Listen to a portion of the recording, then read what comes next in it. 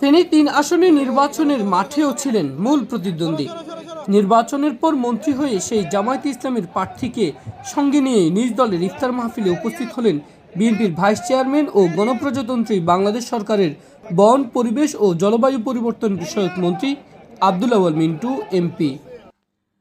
রবিবার সোনাগাজী উপজেলা ও পৌর বিএনপির আয়োজনে সোনাগাজী সরকারি পাইলট উচ্চ বিদ্যালয় মাঠে ইফতার ও দোয়া মাহফিল অনুষ্ঠিত হয়।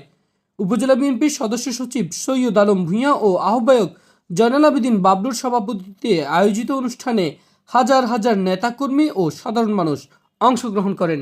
অনুষ্ঠানে প্রধান অতিথি ছিলেন ফেনী ৩ আসনের সংসদ সদস্য আব্দুল আউয়াল মিন্টু।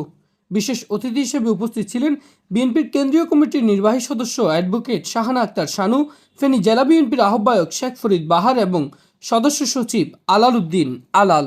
দাগনভূঞা উপজেলা বিএনপির আহ্বায়ক আকবর হোসেন।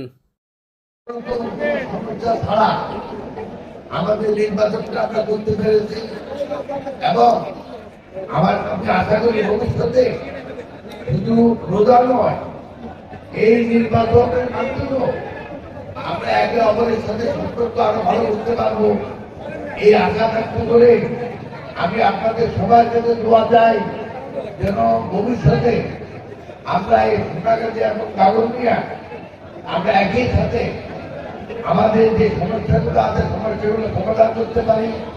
একই সাথে আমরা ভবিষ্যতে আমাদের জনগণের জীবন মান করার জন্য যেসব কাজ দরকার সেই কাজগুলো আমরা সবাই একত্রে মিলেমিশে যেন কাজ করতে পারি সেই আশা ব্যক্ত করে আমি সালাম করছি। আসসালামু আলাইকুম।